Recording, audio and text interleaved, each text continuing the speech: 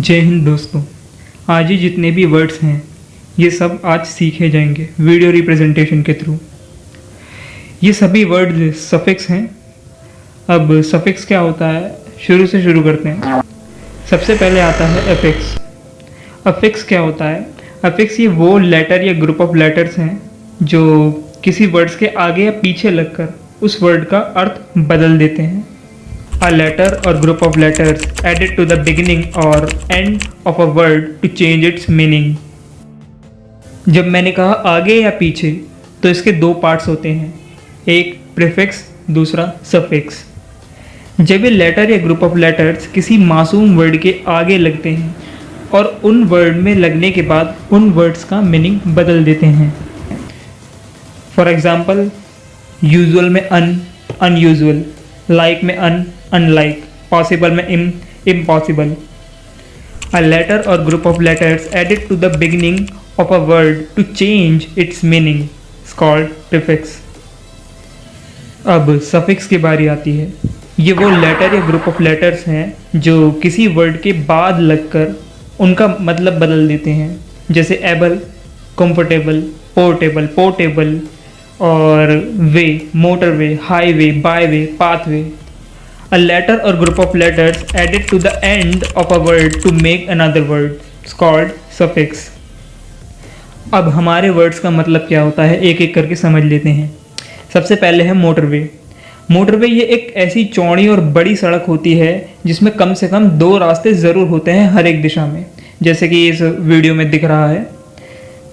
A wide road with at least 2 lanes in each direction where traffic can travel fast for long distances between large towns।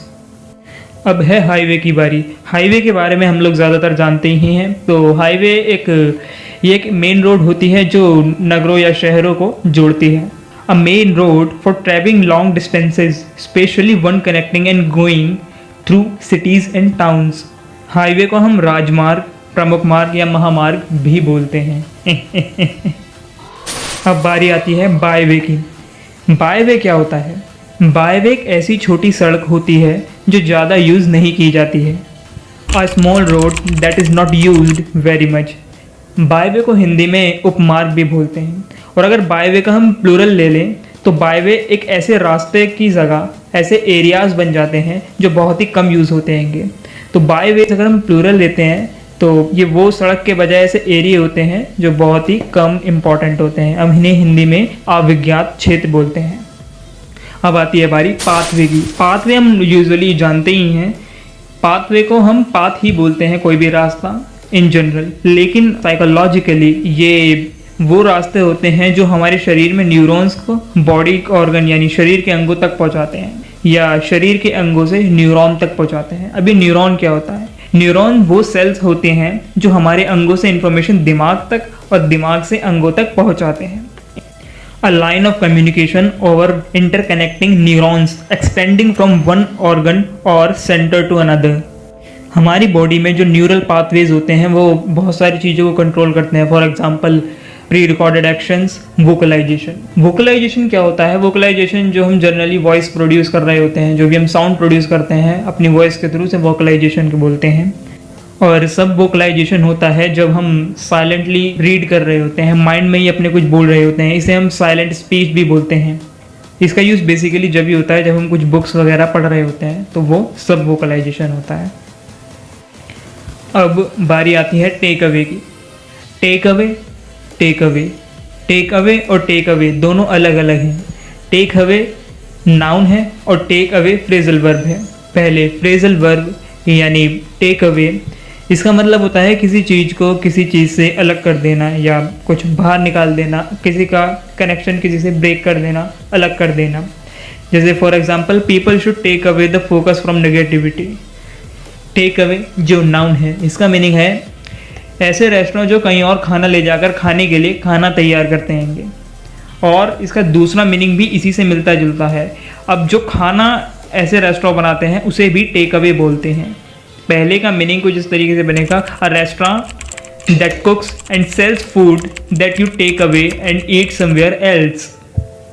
जब हम take away खाने के लिए बोलते हैं, the food that such a restaurant sales.